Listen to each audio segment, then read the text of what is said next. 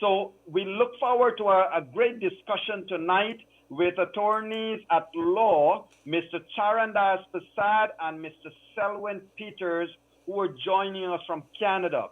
Ladies and gentlemen, in case you would have forgotten, which is very unlikely, you would know this gentleman who, in response to somebody who said, "Bring it on," his one word changed the history of Guyana forever. But, ladies and gentlemen, the word aside, his one act must resonate with politicians for a long time. Gone are the days when we must be loyal to a cause or to a leader. We must only be loyal to Guyana. We must be loyal to our country. We must be loyal to our people. And this gentleman, in saying that one word that he did, he also stood out with his bravery. And so tonight we welcome Mr. Charrandass Persaud to our room 592. Welcome to you, Mr. Persaud. You are muted, sir. Please unmute your mic. And we are also at the same time welcoming Mr. Selwyn Pieters. And I know they're both joining us from the same location, but different screens and different mics. Yes. So, Mr. Charrandass Persaud, welcome once again. Can you hear me there now, Yog? Very well. Yes. Okay, great. Thank you very much, Yog, and you too, Gildari. We're good here. Very good. My good brother, Selwyn, is here. Selwyn is a technician now? I am actually in his building location where his office is. I wanted to make sure we correct that. Not Selwyn is here, Charan is here. Charan is here. So, Mr. Selwyn Pieters, my brother, welcome once again to room 592. Wonderful. We're not getting your audio, but in the meantime, we're getting that fixed, ladies and gentlemen. Let me welcome you all once again. Today has been another momentous day in this 134 days long elections, 134 days and counting. Ladies and gentlemen, notwithstanding the CCJ's latest decision a couple of days ago, we have another court case, another matter heading for the court. Notwithstanding, again, let me just remind you all of this. A week ago, or was it 2 weeks ago, when the Court of Appeal put a stay on everybody that it cannot do anything, Lowenfield went against that stay and he presented a report, or he prepared and released a report. Today, there was notification of a court action or a court filing. And all of the PNC commissioners, in addition to Mr. Lowenfield, decided, well, that is enough. It is taken as if granted that there is an injunction stopping them. There is nothing, ladies and gentlemen, that stops GCOM at this time, but it is what it is. Leonard, let me also welcome our viewers from Venezuela, Suriname, Trinidad. I know we have viewers locked in here. And of course, Feroz, my brother, I know you are somewhere in Miami. You're not at Congress Place. I know you're safe. So welcome to you and welcome to everyone. Let's get on with our discussion tonight, ladies and gentlemen.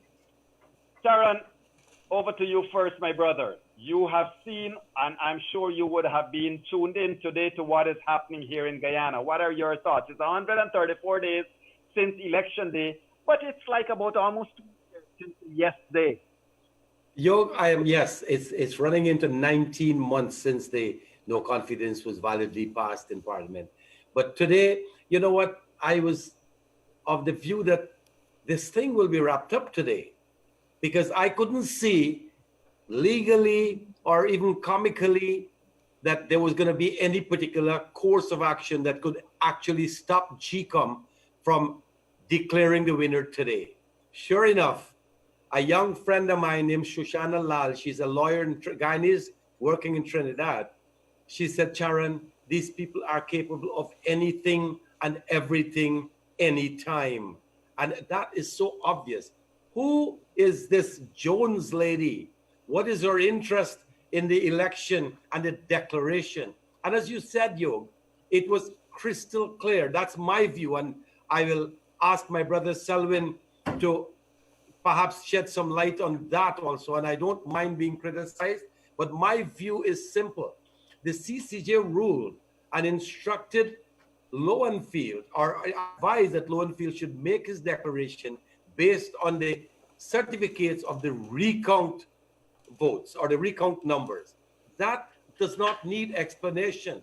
We have a man named Mayo Robertson. He was disbarred in the United States, you know. So he is a rejected lawyer from the States, come here, and he is pushing. He probably needs money.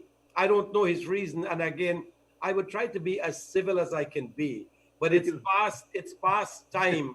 You know, we got to be careful with your attorneys, right? So please don't put us. No, that's the other thing. I don't want to put anybody in any precarious position because these people seem to love the courts. And again, it seems that the courts, well, not so much the High Court, but the Court of Appeal seems to have a soft bone for them somewhere. So I will be very careful. I'm going to try my best to be very, very careful.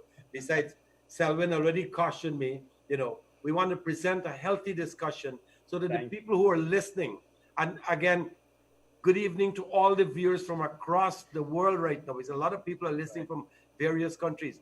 Guyana has aroused interest in young kids, and I say kids, young Canadian children who did not even though their parents from Guyana, did not even want to hear Guyana's name because it didn't mean anything to them. Now they're all questioning what is happening. So well, Sharon, we were known for Jim Jones. Any part of the world you go, Guyana, they throw Jim Jones at you. Well, now we certainly will be known for these elections, won't we? But it seems that it's only the notoriety that's bringing us into the world market, man, or the world scene.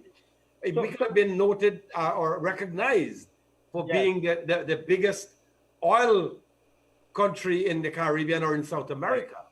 But so let me welcome Selwyn, Mr. Pieters. Welcome to Room 592 once again, sir. And let me ask you for your, you know, you lawyers get used to your opening statement, so I have to defer to you. Let me defer to you by saying the following. By saying the following, Mr. Pieters, you see that gentleman in that same building with you in your office is there? Get used to people doing like this at him, right?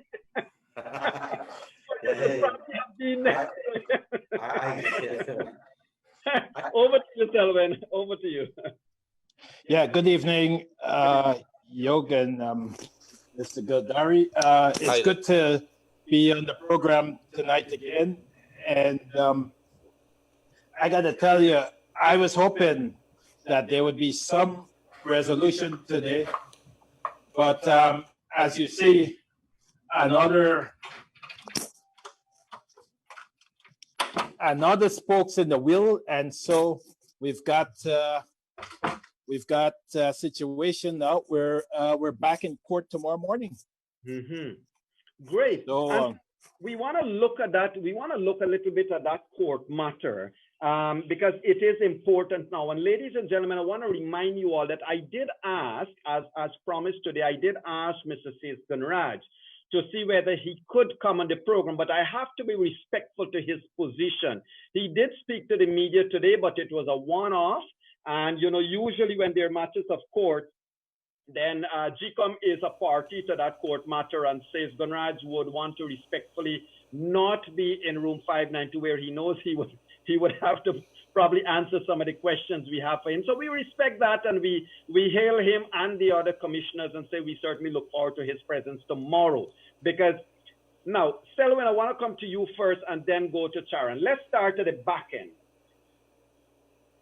Is this matter that is going to the High Court tomorrow, does it hold water? Is it frivolous? Will it be likely to be thrown out? well, my prediction is it will be dismissed. But of course, it being dismissed, you know, there's still 2 more layers of court for it to go. So you still have, well, it's not going to be thrown out tomorrow. Because the Chief Justice is going to set case management timelines for the parties to file submissions, right? And come back another day to argue the case. And then following the arguments, then she's going to render a decision. So today's Wednesday, so you might have that on Friday, a decision. Yeah. And then next week you have the Court of Appeal, and then you have the Caribbean Court of Justice. So you have at least you have to control for 2 more weeks of legal wranglings before some finalities brought to that new issue. Right. And on the finer point of law, Selwyn, just for our viewers and listeners. So viewers and listeners, while even if the court were to throw this matter out, dismiss it for out of place immediately, Mr. Pieters will probably explain it better than I can, but the applicant will certainly have a right or may beg for a right to see whether the Court of Appeal would agree that the lower court should have thrown it out. Am I right, Selwyn? Yes, so the applicant can seek leave to appeal to the Court of Appeal. The Court of Appeal may well do similar to what the Caribbean Court of Justice did last time. They may well hear arguments on the leave to appeal and substantive appeal and then render a ruling.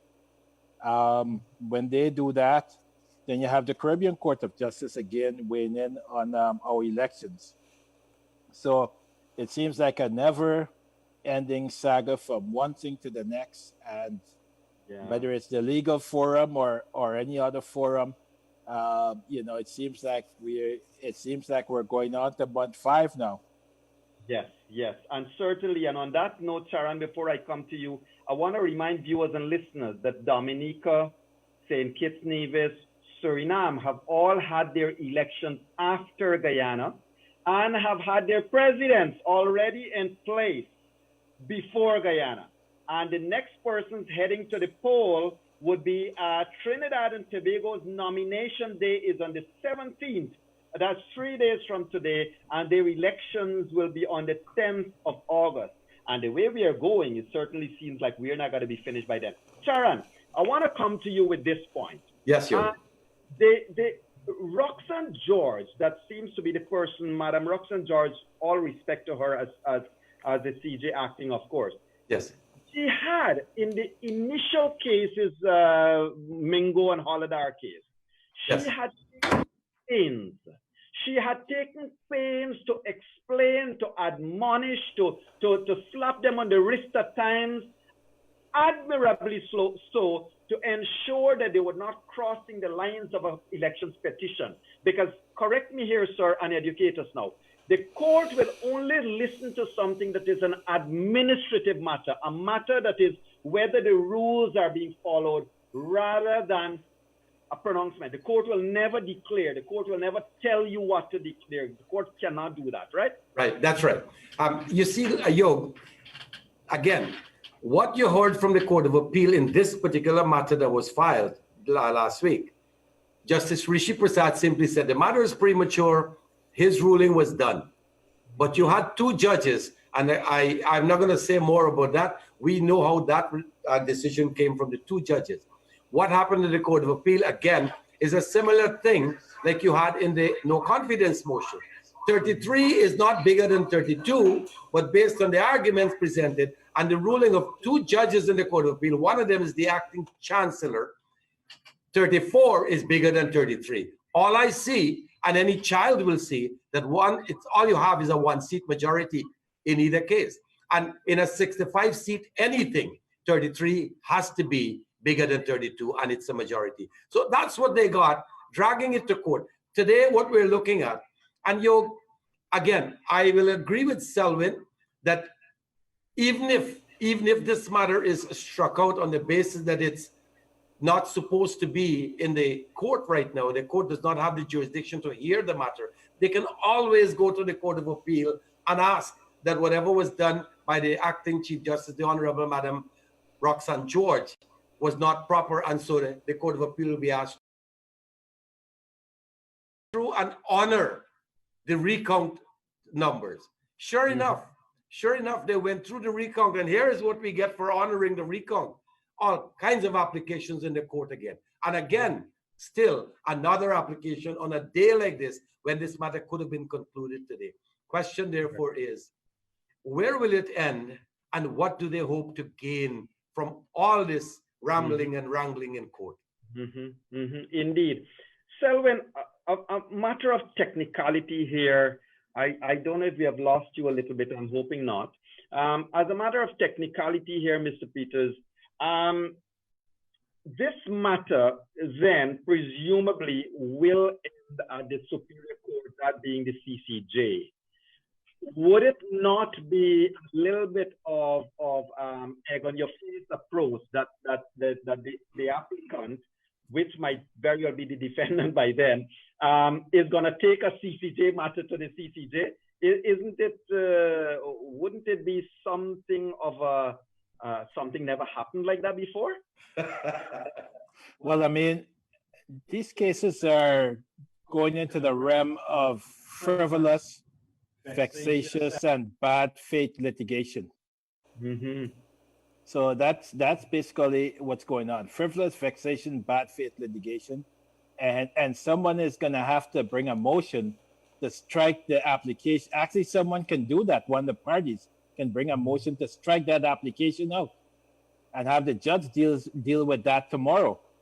And if the judge says, "Well, this is frivolous, it's vexatious, it's in bad faith," let he come do his job. We've had Holiday, we've had Yulita Moore, we've had Davis, and now we've had this, Jones.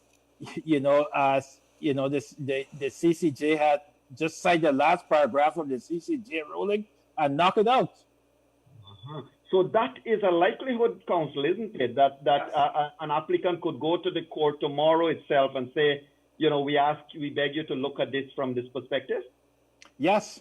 If I was representing a party, that's what I would have done, because the CCJ, the last paragraph of its ruling is quite clear. And I would have brought that to the court's attention and have the court deal with it from that perspective and dismiss this application without even hearing it. Hearing whether it should grant leave or whether it should hear it on its merits.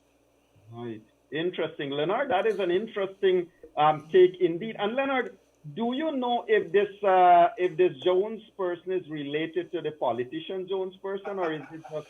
We were hearing, so somebody did text us that and say that they're related to the person is related to Christopher Jones. We don't have any kind of confirmation.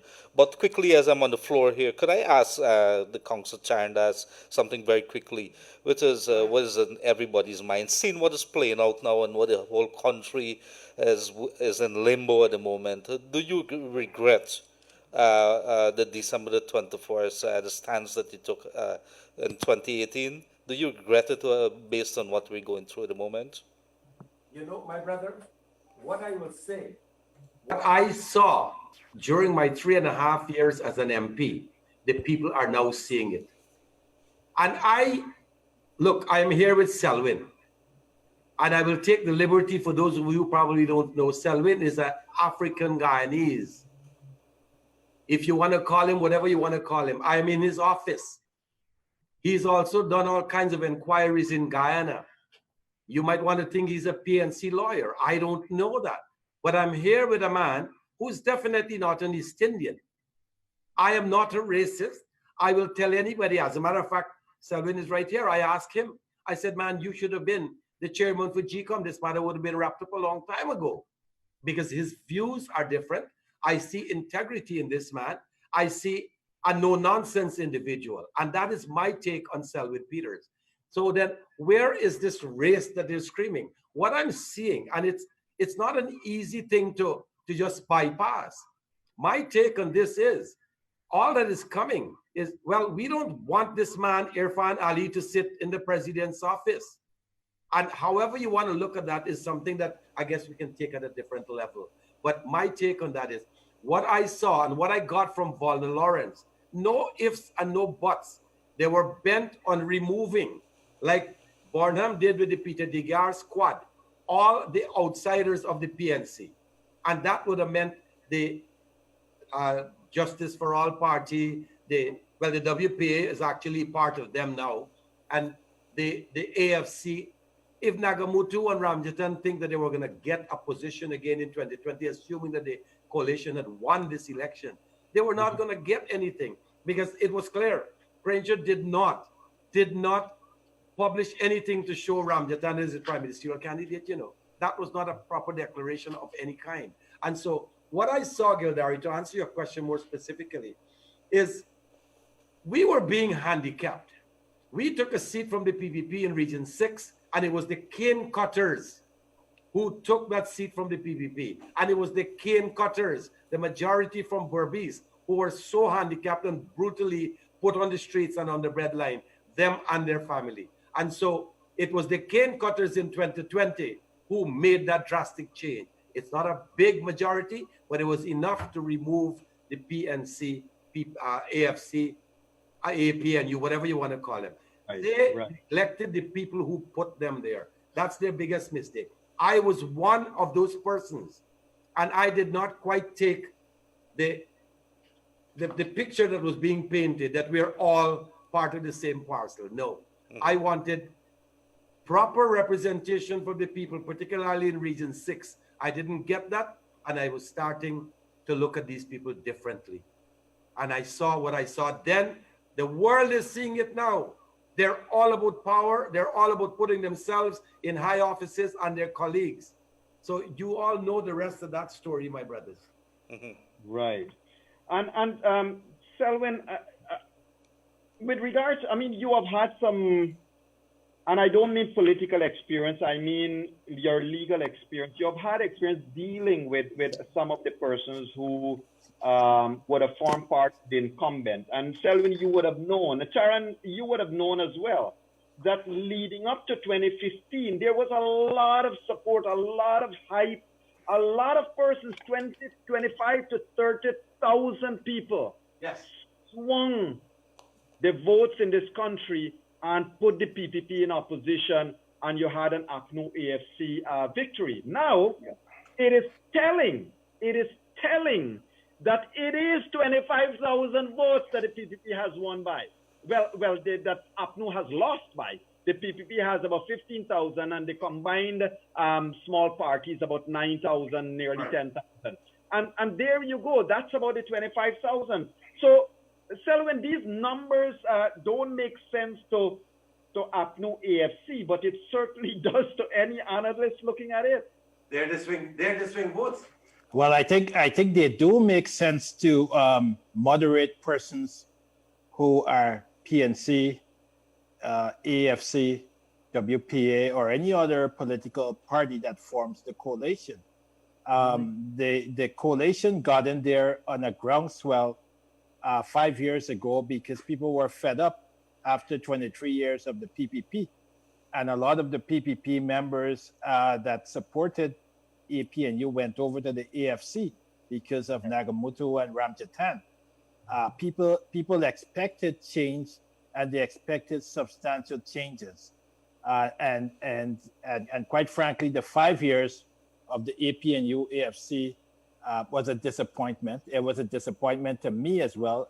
You're right that I did act as counsel in a substantial number of cases and public inquiries on behalf of the government. And you're right that I was a PNC lawyer. I was the lawyer for the PNC, and I was a legal advisor for David Granger when the Rodney motion was being tabled in Parliament. I was the one that provided the legal advice.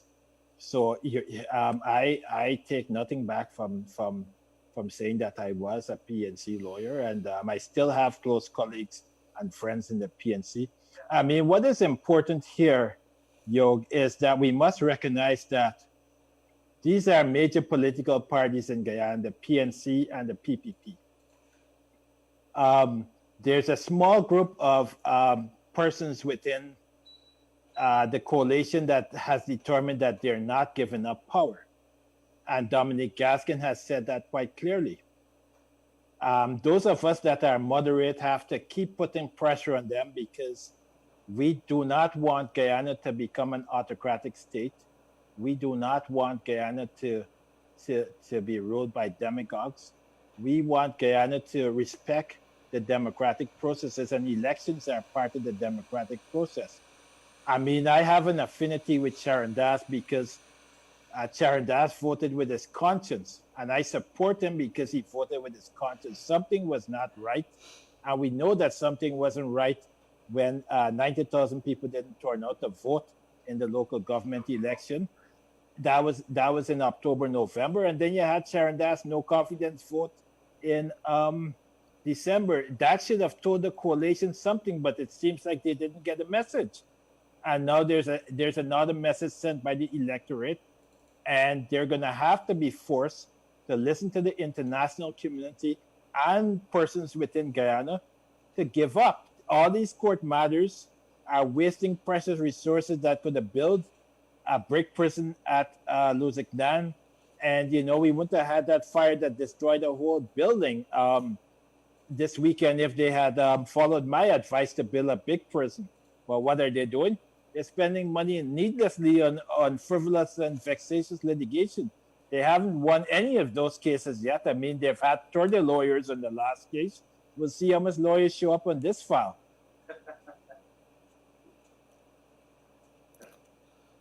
Sorry, let's put it this way. A couple of interesting twists and turns have happened. And the narrative of APNU AFC has changed so dramatically that one wonders that it is the same people saying it, that they haven't forgotten their new script. Because at the beginning, it was Mingo and his numbers, and then they went to the thing, every vote must count, and then it went only valid. And, you know, I agree, every vote must count, and it must only be valid votes. We all, the whole world agree with that, right? Now, it has gone back to the Mingo's declaration. It has gone back to the Mingo's numbers. Before we get to that point, Selwyn, I wanna take umbrage at both of you two gentlemen for something, and especially Mr. Charrandass Persaud. Charan, you have been part of the AFC. Yes. And the AFC joined with the WPA, and you killed Walter Rodney once again after all the work Selwyn and his team would have done in the Commission of Inquiry. Why? Yes. Why? Well, the debate was in Parliament, you know. And as we sat in the back bench, Nagamutu was one of the persons who spoke on behalf of the government against, and this is what bothered me again, one of the many things that caused me to literally, I could have lost all the hair in my head, man. But one of the things that he did, he was the man, when he was a PPP member, who fought vehemently against the PNC and accused them of killing Walter Rodney. And yet in Parliament, this man defended the PNC. And up to today, he has not come out to say, well, you know, I was wrong, or we're still conscious that the death of Walter Rodney was no accident and it was orchestrated by the PNC or whoever. He defended that because all he wanted to do was secure his position. And again, you see, these are some of the things, when you look at people who can stand up and tell you that, you know, that pen that you're writing with, it's made out of plastic, and you know that it's a paper made, or it's one of these cross pen that's made out of some kind of metal, not plastic. They want to convince you that your hand is not soft when you know that it's soft. All these are things that these chaps do because all we were told, look, when it comes to the vote, you will vote when we vote. Nagamutu. So again, I sat in the back seat. Well, we call them backbencher parliamentarians. Myself, I published a picture of three of us: Odwin Rutherford, Rajkumar, Charrandass, and the other one for the backbench on the AFC side was Michael Carrington. We were yes men. I had no say. I couldn't say a word about anything. The juvenile justice bill that says if you're 14 and under, you are not going to be criminally liable. We have passed that bill. And when you ask that the bill goes to a select committee, which is some opposition members and some government members sit down to thrash it out and see how you can adjust it, maybe make it 12. England, it's 10. Trinidad, it's 12. Why do we have to go to 14? Some 14-year-old in Ghana got children of their own. And yet you're going to say they will not be criminally liable. So, but I had no say. I just had to vote yes, the bill must pass, and so the bill was passed. That was all that I did in Parliament. Yes. And so the people in Berbice, anybody see me, man, what do you do in Parliament? I said, I sit down there, I collect $260,000 a month, and I speak for 45 minutes every year. That's when the, 35 minutes every year. That's when the budget debate is tabled and you get That to speak. that is a very sad recount of what eventually happens to all the passion and zeal of young and new politicians, in your Yes. case, gets onto the scene. Selwyn, any comments on that? Because you would have sweated, my brother, I mean that positively, to ensure that everything with regards to Walter Rodney and the inquiry and so forth would have ended up seeing something that can be part of Guyana's history. I mean, the Walter Rodney inquiry was an interesting inquiry because it had the potential to break the coalition up. And so, you know, our work on the Walter Rodney Commission, particularly my work, was fundamental in terms of keeping the coalition together. And everyone knows that because, I mean, Basil Williams was the other lawyer on the commission for the PNC side. And his posture towards Takuma, Ogonse, and the rest of them wasn't really nice. And so it took somebody like me to sort of be the middle person between the PNC and the PPP, really, during an electoral season, 2014, 2015, to sort of keep that coalition together. Otherwise, they would have disintegrated.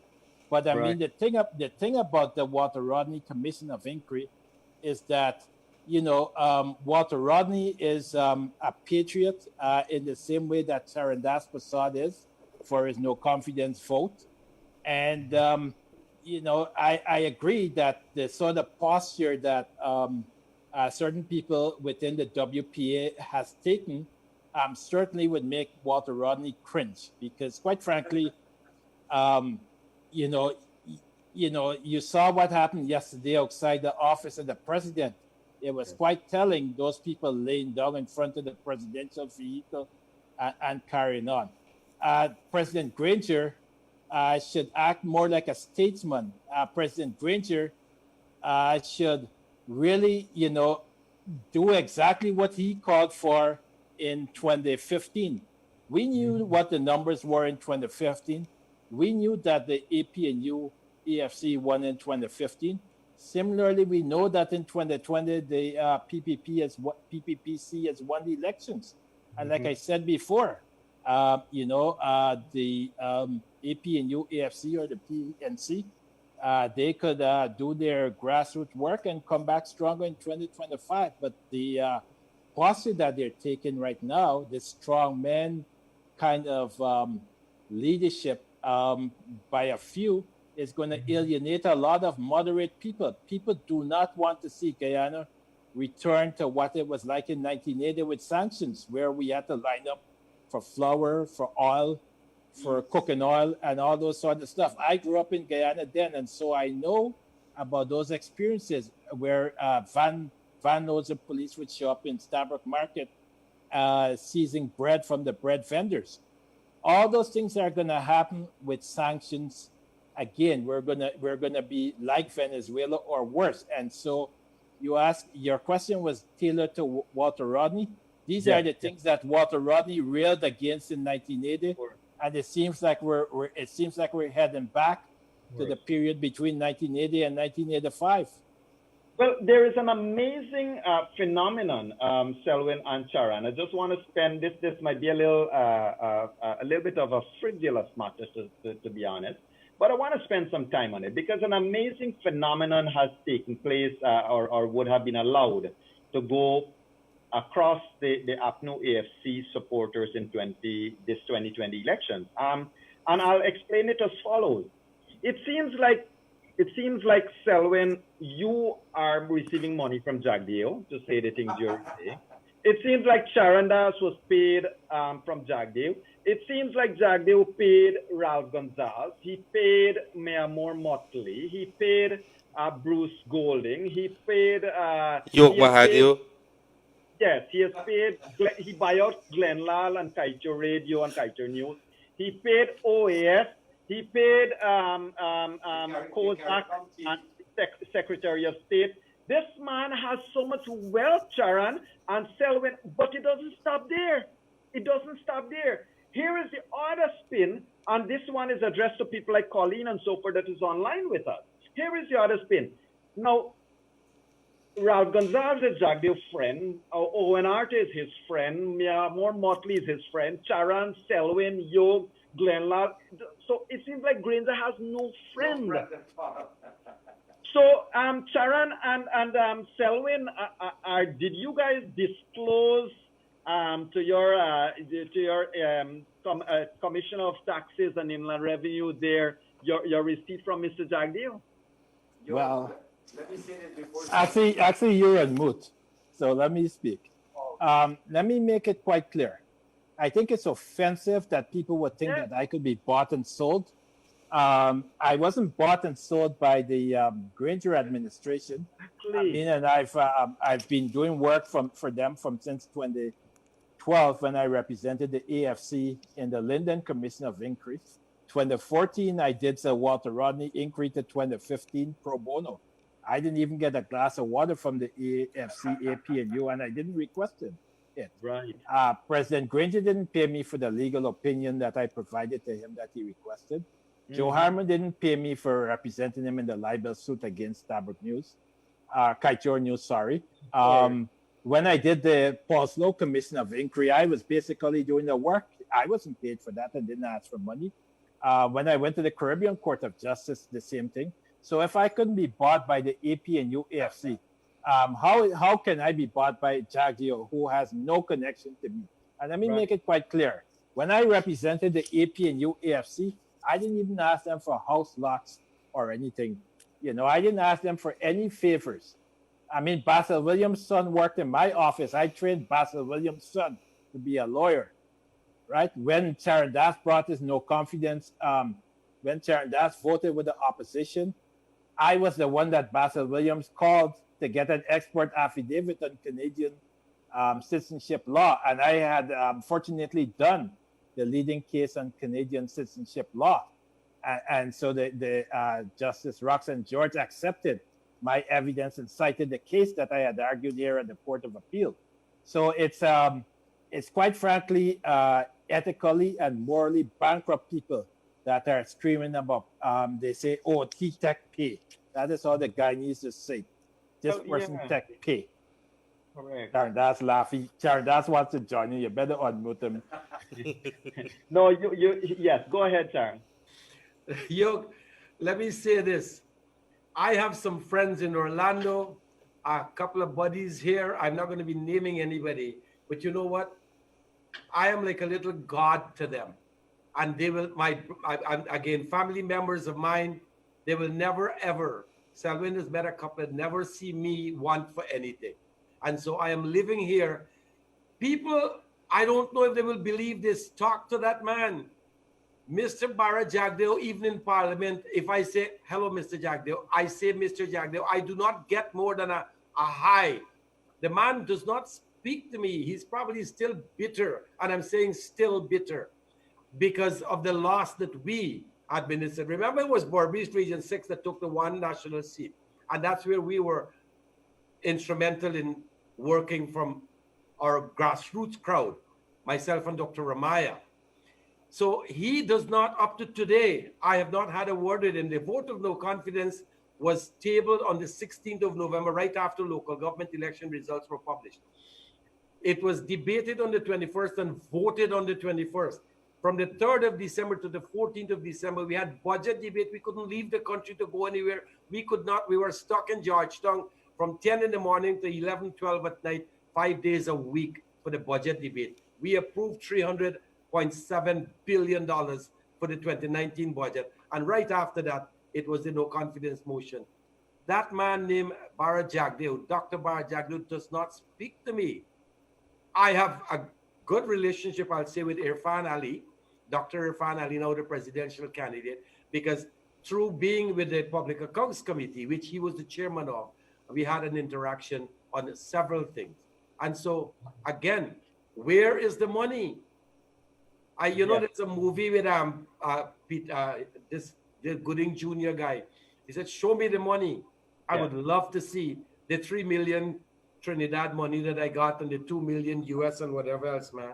I need that now. Yes, indeed. So let's come right back to this case, Selwyn and Charan. Yes.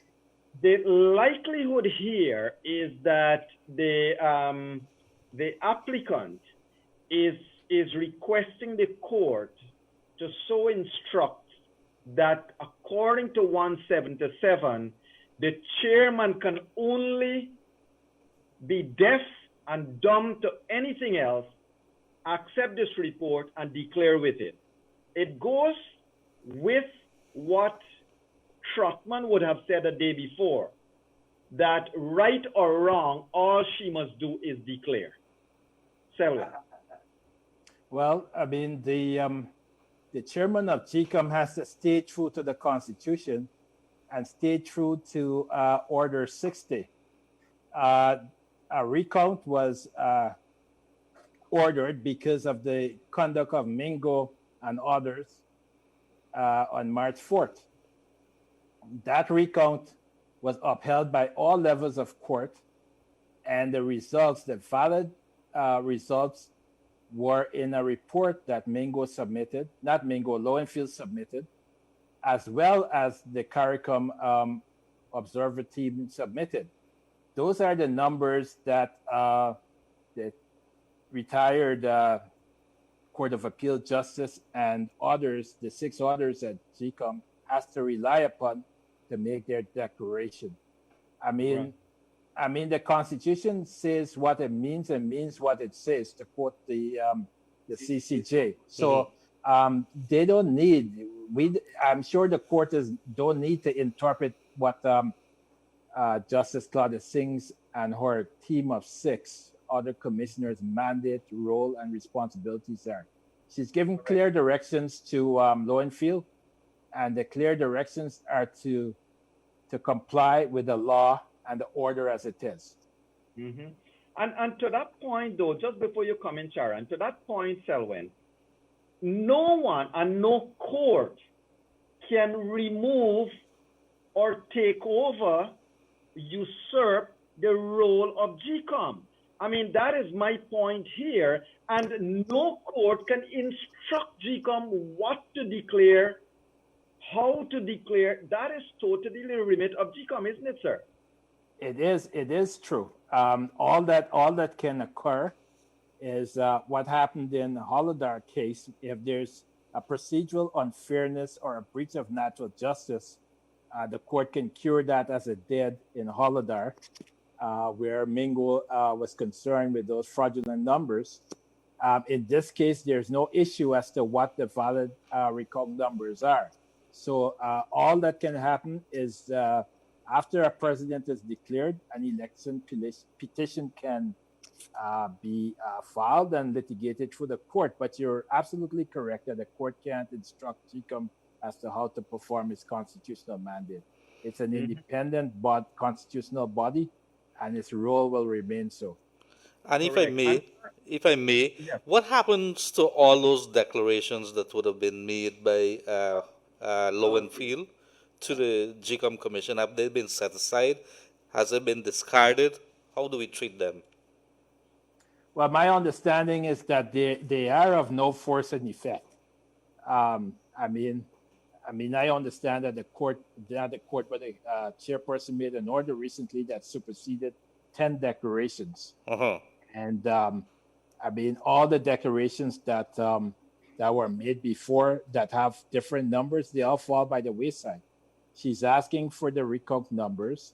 The recount numbers are quite clear that the PPP has more than 15,000 votes ahead of the APNU AFC, and the small political parties have 9,000 votes. Right. So, those and the APNU AFC have lost this election. Those are the numbers that she has to go by. Those are the numbers that the commission has to go by. I understand that they're trying to come up with all kinds of shenanigans. But this has been more than 4 months.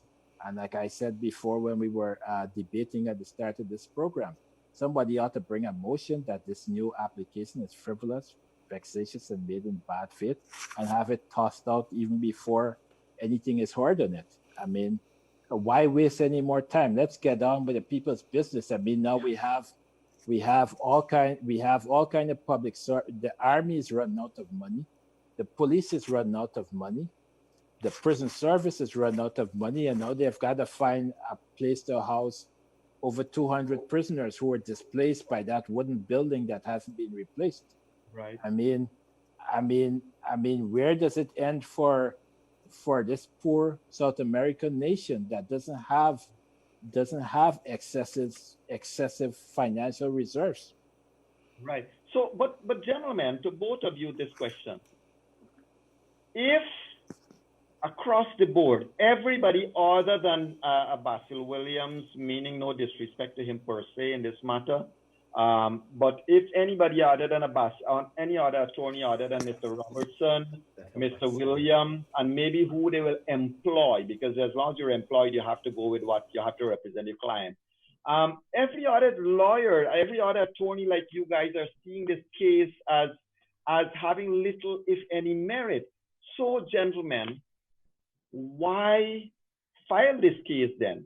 What's the big thing behind the scenes that we are not seeing that may be the reason why all of these delays are taking place by going to the court? And it's just that. Yo, let me take a couple of minutes on that one. I see it as I think I mentioned this earlier. All that is happening is they're stalling for time, but towards what end? What do they hope to get at the end of the time that they're looking at? Going through this, some lawyer, I think Anil will stand up and ask the court, as Selwyn just said, to strike out the goddamn application that they're making, because it is baseless, it is vexatious, and it's definitely in bad faith. But what do we have? We have lawyers who are minting money. We have a government that's not really entitled to the money that they're spending, but they're spending the money. And I still cannot see what is it that they hope to gain at the end of all of this. You have, if Basil hires you, you're going to work. But you're a lawyer, man. Some of them are Queen's Counsel. You have some QC people talking outside there, and some trainees that they have can do better than them. But it happens. It is perhaps because they're paid big bucks. They're not going to say, look, this case is a useless case. 33 is bigger than 32. That's a majority in a 65 seat. But the political gamesmanship must have a fruit that they're waiting to pluck. Obviously, it's to stay in power.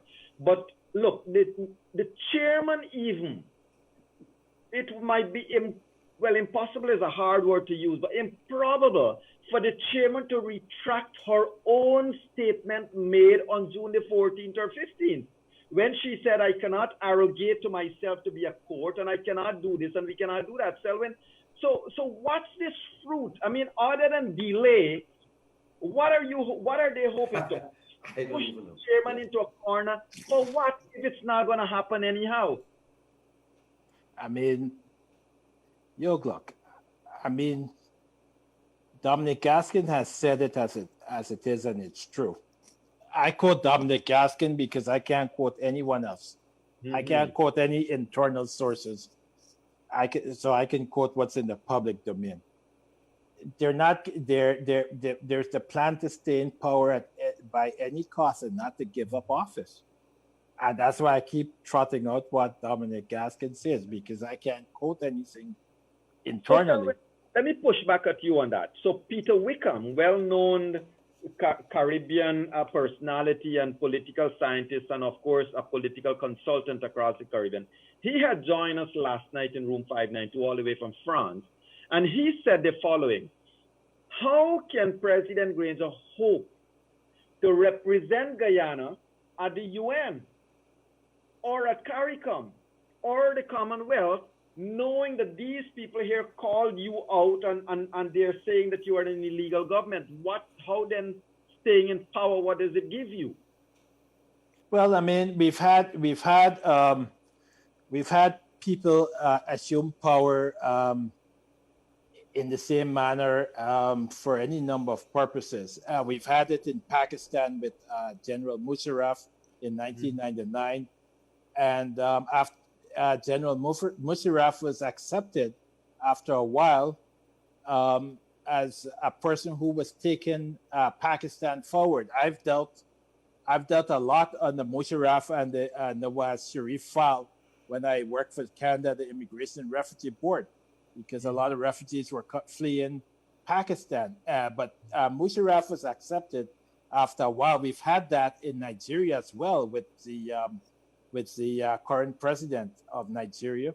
We've had it in any number of countries where people have have either clung to power or taken over power, whether it's a bloodless coup or a bloody coup. And after a while, the international community simply went along with the regime. In Guyana's case, I mean, you've got significant American investments in Guyana. You've got the oil, you've got all kind of assets in Guyana, and I don't know how it's going to end. But I mean, Granger will be able to if he stays in power. It doesn't seem like he's traveling, but he will send his emissaries and his envoys to those meetings. He may not attend, but he will send his envoys to those meetings, and he will hang in power as long as he has a group behind him, led by probably Mr. Harman, that keeps him and props him up in there, illegally or otherwise. Right. Got you. Charan, your thoughts? You see, we have learned, we've seen in different countries, any sanction, it's not going to affect the boys who are sitting in the high seats. It is the ordinary man who will be bothered. They cannot get, because remember during the PNC years prior to 1980, when we had to line up for food, basic food stuff.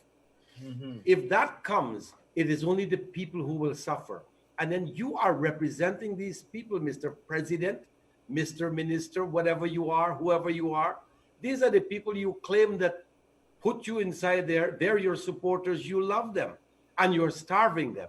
Something must be wrong with that particular practice. Whether you're a diehard politician or you're a fly-by-night politician, I don't care. Why are you doing this to people? We will see that, and that is perhaps, as Selwyn said, they may delegate the responsibility to others to represent them. And if the sanction is to the point where you will be removed from the Commonwealth or from CARICOM, then you won't have any representation there. How does that help the people in Guyana? It is a way to literally try to strangle the usurping government. But will it have its effect? And if it does, how long will it take? And then what happens during that particular time? It's a sad state. And also, Selwyn, back to you with this. Peter Wickham made an interesting comparison last night. He said, Guyanese over the past 134 days, a lot of the APNU AFC supporters have held up this placard of sovereignty and claim that nobody should interfere with our business and nobody should speak about us. But he quite nicely and quite rightly drew the distinction between sovereignty and legitimacy, right? And poignant statement he made that there is a stark difference. Over to you, Selwyn. What's your thoughts on this paradigm? No, I agree. I agree with the concept of with sovereignty versus legitimacy. And sovereignty and legitimacy can go hand in hand. What we're dealing with in Guyana, I mean, people are speaking about sovereignty, but Section 1 of the Constitution says sovereignty lies with the people, right? That's where sovereignty lies. And the people have made their choice. We had an election, the people has made their choice, and their choice must be respected. And that's where legitimacy comes in. Legitimacy comes in from respecting the choice and the will of the people. Thank you. And Sharon, your thoughts on that? Because one of the things, of course, that you would have uncovered is all of you foreigners sitting in our National Assembly. Yes. And so the matter but on a more serious note, Charan, there's been a lot of attack, especially against Canada. As you know, the Canadian High Commission this morning only tweeted a photo of Chan Santoki and Daisy Bout from Suriname. Shaking hands. Yeah, she tweeted that photo and said, this is how you should have done it. This is how it can be done.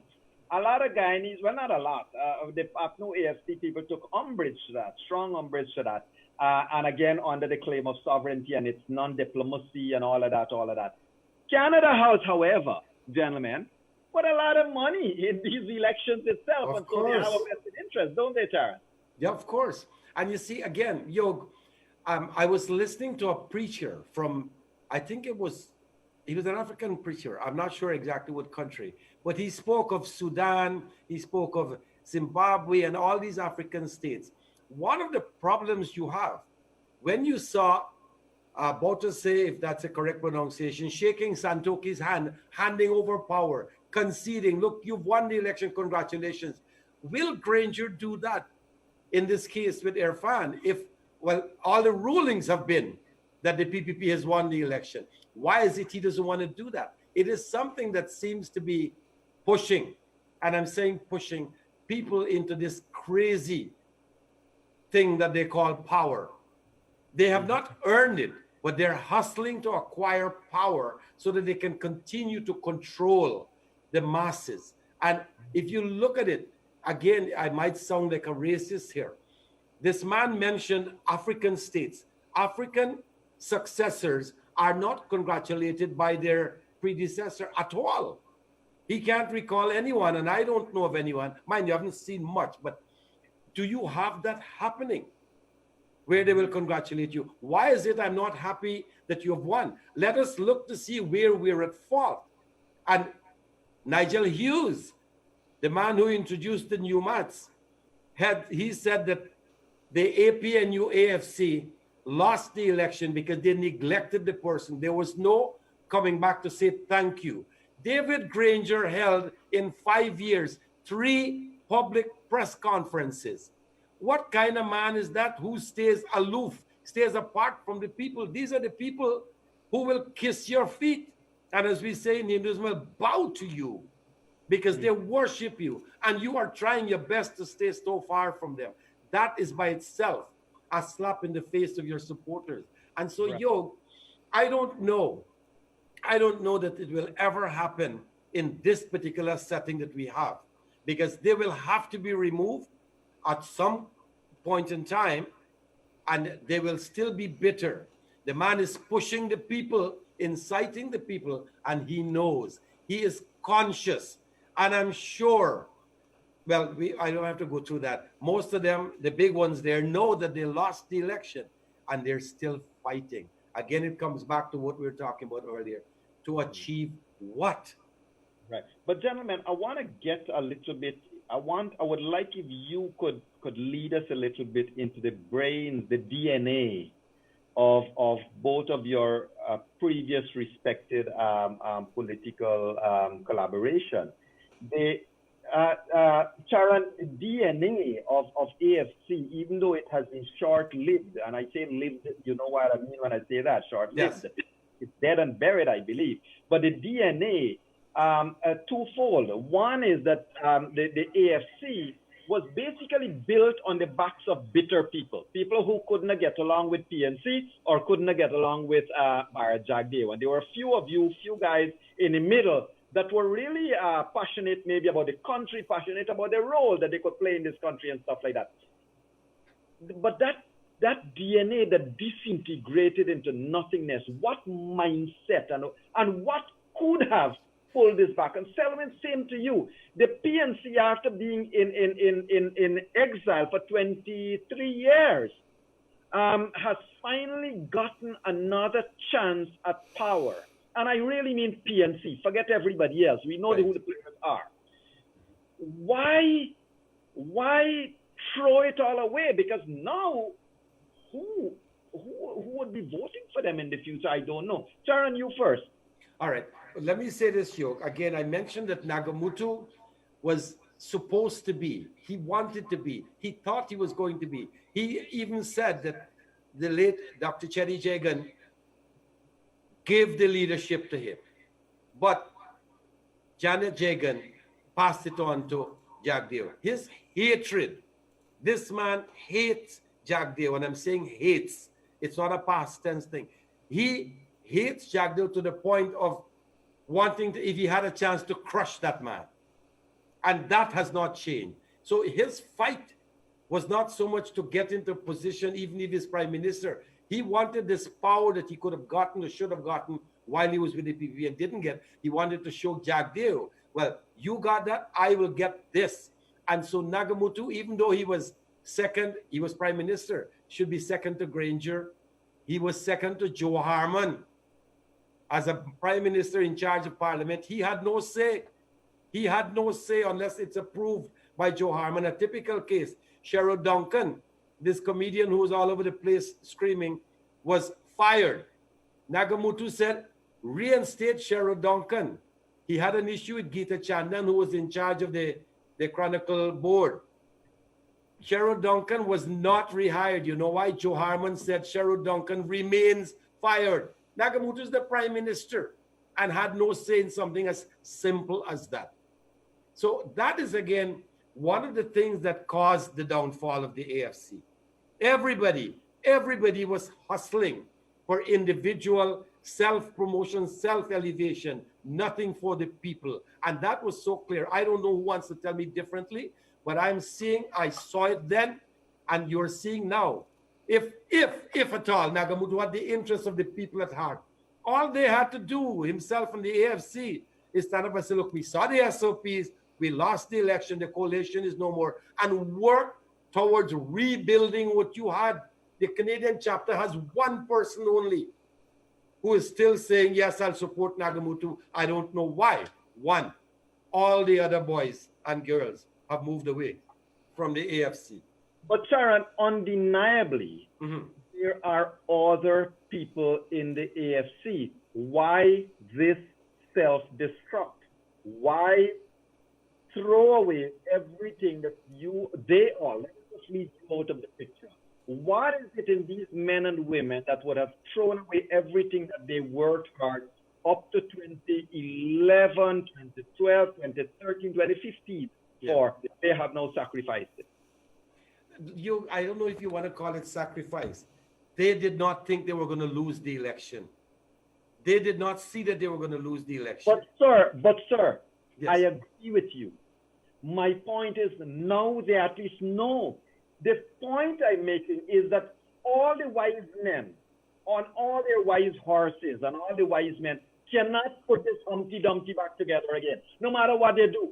Yes. These are so-called intelligent people that knows exactly what is happening presently. And one would expect that if there is any decency in them, any iota of reasonableness, they would have divorced themselves from such a situation. Well, what do we see? We only have one person. Boys like Bonnie Rajkumar, or Bernard Rajkumar, and Odwin Rutherford, we talked about what is going on. We did not work for local government election. Bonnie Rajkumar now replaced Dominic Gaskin as Minister of Business. He's still receiving salary, but that's another side. What that man did, he did not up to today, is enjoying what he's getting because he did not stand up to what we talked about as friends, as MPs, as backbenchers, as AFC members. And they did nothing to change the framework or the mentality of the leaders of the AFC. And they have a chance to do that even now. And they're still not stepping up to the plate. Yoke, I honestly cannot. I don't know what to say when it comes to but I've always in my post referred to the AFC as a dead party. And I used to write it in capital DEAD because it is a dead party. And now the self-destruction is coming. The hierarchy of the PNC is killing a party that was very dominant. Some of its own supporters, strong supporters, are moving away because of the way they're treating the people and the fight that they're putting down. if you fight for a cause, it might be something. If you Yeah. fight because you're loyal to somebody, it might be something. They're not fighting because they're loyal to the country. They're fighting everything that they're doing is against the country. And Correct. so I honestly cannot see. I still don't know. I cannot fathom what is driving them. So, Selwyn, what is it that would make these men and women who could have very well possibly won the 2025 elections Yes, father, yes. do what they have done now? And I will say this to you, Council. I believe that had the PNC called, had the APNO AFC called an election immediately after that no confidence motion, they might have stood a chance to win being an underdog. But what, Selwyn, would have caused people to now do what is happening here? Mind you, sir, at the end of this, the big boys would decide and go their way. It's the little boys and girls that will continue hating and have conflict in the society. I think one of the things is the politics of fear. When the APNU AFC got into power, they got into power on a wave, and they didn't expect that that they would have lost an election. I mean, Granger declared the next decade the decade of development. So, I mean, what they had plans. They had a concept of what they wanted Guyana to be for the next 10 years. That is on the one hand. On the other hand, they were in the political wilderness for 23 years, and they have trotted out any number of incidents that they claim to have occurred that would be tantamount to victimization by the PPP, and so. It could be the politics of fear. It could be the politics of race. It could be any number of. It could be the politics of denial, or they're in a state of denial that they lost the election, and it could be that the fact that they haven't come clear with their own members, meaning that they'll do anything to stay in power. It does, even if they lose friends, even if they lose allies, even if they lose persons within their party who are moderate and drop off because they wouldn't sanction an autocratic government. But I mean, as it appears right now, they're still fighting and doing whatever is in their power to stay there, to control the reins of power, even though there's nothing to fear in an Ali's government and an Ali's leadership. I've said before, and I say it again. Right. I think President Orphan Ali will be a president for the people. I think he will move Guyana forward. The PNC, the APAU, and the AFC ought to work in the trenches to build up their support in the same manner that Jagdeo did for the past 5 years leading up to this election. I'm not defending their autocracy at all. Right, I mean, of course.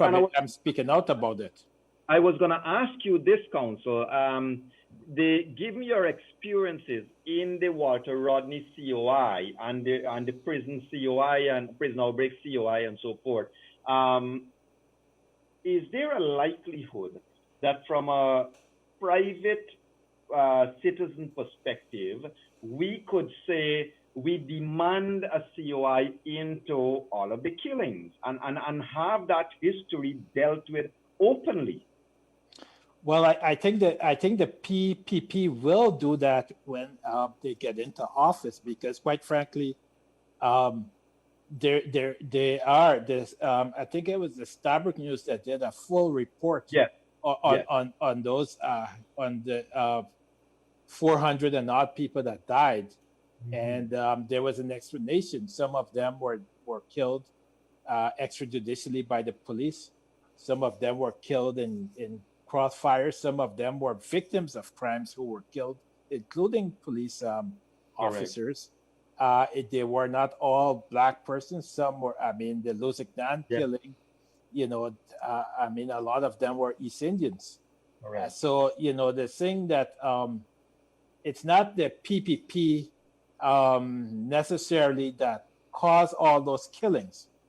I mean, the police continue to act extrajudicially even now with the AP and UAFC government. I mean, 5 persons were killed on the seawalls, and Nigel Hughes represented a witness who came forward. 2 persons were killed in a churchyard in Campbellville in a police-related killing when they didn't fire a shot. Right. And we know that they were killed. Well, I knew they were killed extrajudicially because the police officer sat with me and said, "Oh, we didn't cover the scene. We didn't stage the scene right." So there was only 1 shot fired in the Campbellville killing, and that was fired at the house where the robbery took place.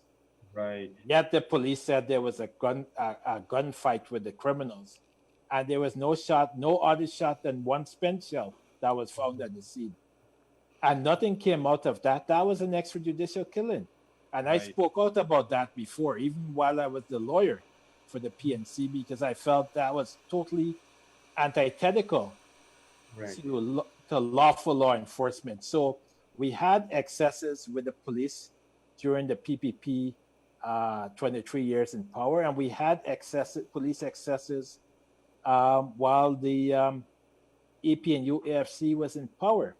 We've had at least 4 major prison fires. I mean, people don't burn down prisons because lightly. Of course. And So if I can, gentlemen, quickly back to this court case that is starting tomorrow. Let's assume, using Counsel Selwyn argument or feelings, that maybe this could end up at the CCJ. Could we have a gauge as to what is likely going to be the CCJ's stance or attitude, especially when they just throw the case back from the Court of Appeal? Well, I think the CCJ has to deal with every single case on its merit, and it has to disabuse itself of any preconception of the litigants or the lawyers that appear before it. So it will deal with the case on its merit, and if it feels that the case does not warrant its attention at this point, it will simply dismiss it summarily. And is it with regards to this court case that is tomorrow, if the applicant is in effect trying to use Mingo's declaration, does it not make it necessary for GCOM to release the statement of polls? Well, it makes it necessary but the thing about it is, in Holladar case and other cases, the recent Ulita Moore case, we're way past Mingo's declaration. We're way past the statement of polls now. We're at the statements of recount phase right now. The recount is constitutionally valid, and it was upheld by the various levels of courts. Yeah, but counsel, if I can, let's discuss that a little bit, because the applicant in this case that's going to tomorrow's court, this applicant is basically saying that those 10 declarations were sound and proper. And the applicant in part, therefore, is making a case for the 10 declarations, even though the chairman has discarded them. So, Counsel Selwyn Pieters, with that, given Leonard Gildari's question then, if the applicant is making a case for Mingo's declaration, for those 10 declarations, shouldn't the applicant then prove his case by saying, here is my backup documents as to why those declarations are important or it's not important? Well, yeah, the applicant should have a proper factual record before the court, and the factual record would include those statement of polls, right? But the applicant, I would assume, even though cloaked with that organization, the PNC, the applicant isn't going to say that he is appearing as a proxy for the organization, or he's the face of the organization in the similar way that Eslyn David was, or Ulita Moore. The applicant will simply say he's appearing in his own right. I know I have his affidavit, but I haven't read fully through his affidavit, but that's what he will say. But you're right. There's no statement of polls or anything of that nature attached to his affidavit. I mean, his application that I received today was 48 pages. Yes. Wow. Yes, it was. It was. Well, that is a yes. Go on, Charan. Let me say something. Unmute. Let us not forget that when the Court of Appeal ruled in this matter that and added in the word valid, the CCJ simply said that the validity of the votes have nothing to do or has nothing to do with the word being inserted in the Constitution. Right. Because all the discarded votes, all the spoiled votes, and whatever else may have happened were put aside in different envelopes and they were not counted. The votes that were counted were, of course, the valid votes. And so the recount certificates have all been tabulated and only the valid votes were used. So therefore, the declaration or the report must be based on the valid votes on the recount certificate, which would be the numbers that we all know, which is 233,000 for the PPP and roughly 217,000 for the coalition. So I don't know that even if it gets to the CCJ, and sure enough, it will be treated as an individual case. But again, on the merits, where do you go with that? What support do you have to show? You know, I don't know, man. Interesting. And I just want to, Charan, if you don't mind, I want to take you back to an earlier point you mentioned. But before I do that, viewers and listeners, I just wish to share this piece of news that the Prime Minister Roosevelt Skerrit of Dominica has made a statement calling for an end to the political crisis, the political situation in Guyana. So, Mr. Skerrit, sir, I know you may not be listening to this broadcast, but surely somebody will tell you, please watch out, sir. They're going to come after you. Sir Hilary Becker has been attacked and attacked viciously for the statement he made and everybody else. So, Honorable Prime Minister Skerrit, be on the watch out, sir. And please know that those people who attack you from Guyana, they don't represent all of Guyana. Ladies and gentlemen, I wish to also make this point addressed to, I think the person's name is Alstein Haywood. Miss Alstein Haywood, I don't know where you have gotten that 1,400 numbers from. In fact, what I heard Vala Lawrence said on air that it was 500,000 people that were killed under the PPP.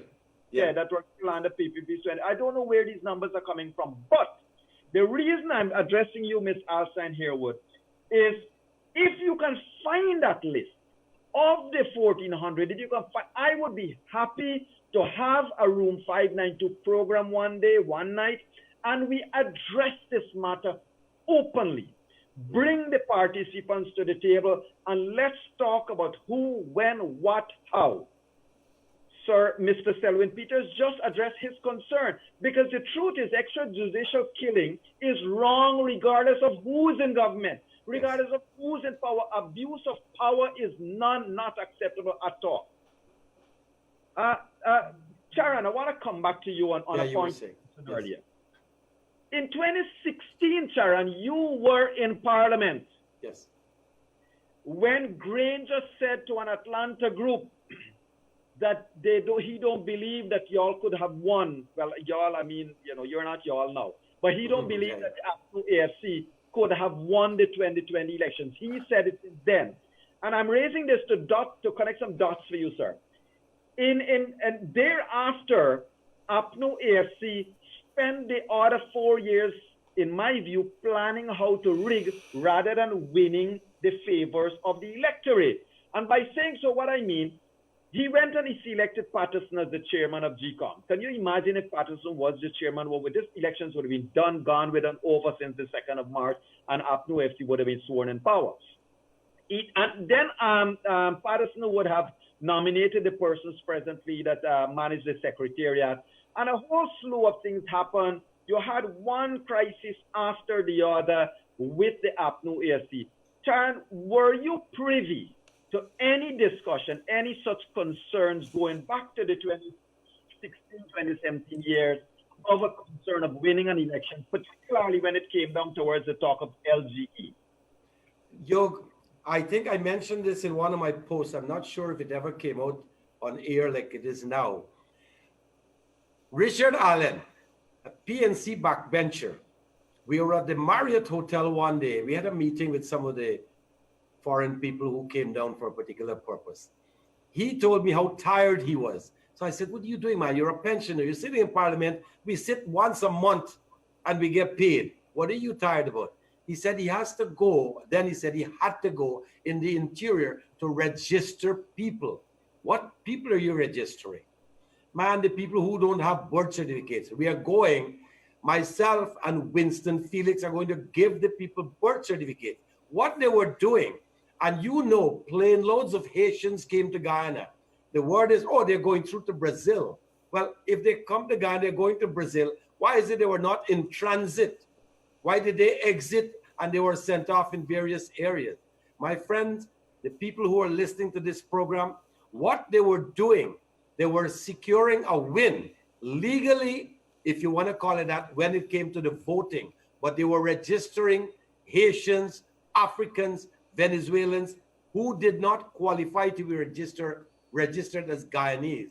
And so those were the people who were going to vote for them. And as it is, all they needed was 15,000. I think right now, and Yog, you can correct me, or you might be able to advise me and the people listening, there is about at least 30,000 Haitians in Guyana sitting in various corners of the country. When you register them, that is clean rigging. Clean rigging.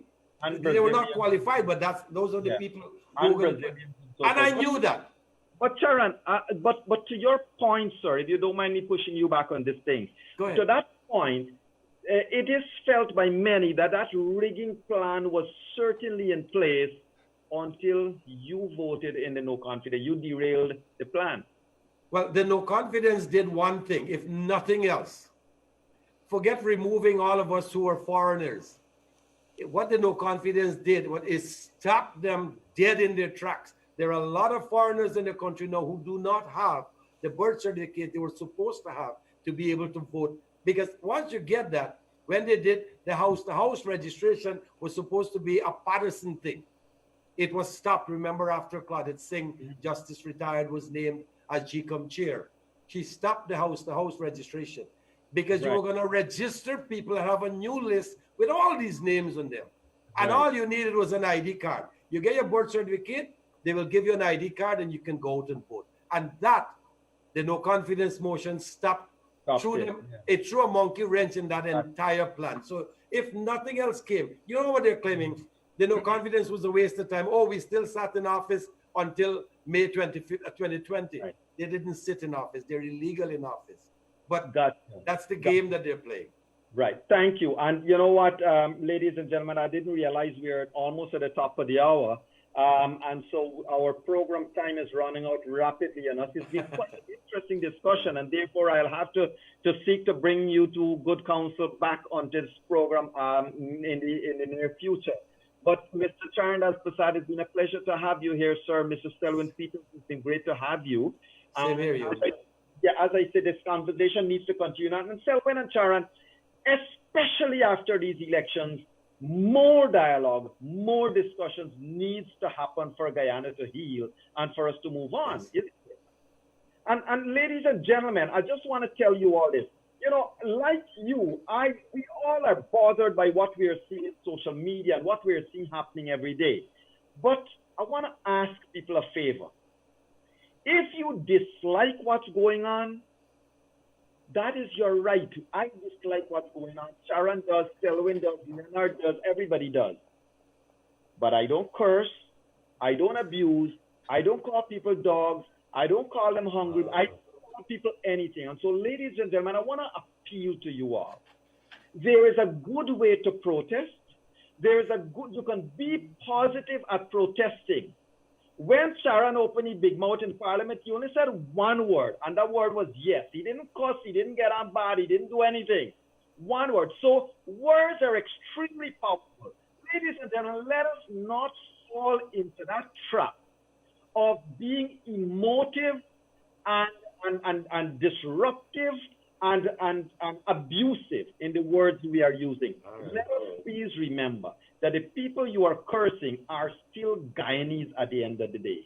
And so as we wrap up our program, ladies and gentlemen, let me thank you for joining us in room 592. I do not want to be owing Josh or Kevin even a minute of their time. And we're going to be wrapping up on time as I ask you on behalf of Mr. Leonard Gildari to remember to tune in to us tomorrow at 1:30 as we will be listening and we'll be bringing you live feed from the court as soon as that is available of whatever is happening there. Mind you, ladies and gentlemen, and yes, Sharon, I know Andre, he is using colorful language as well. Mind you, ladies and gentlemen, to stay safe is all on you. So stay safe and remember to do a prayer for this beautiful country of ours. God bless you. God bless Guyana. Do have a great night. Bye-bye now. Thank you. Thank you.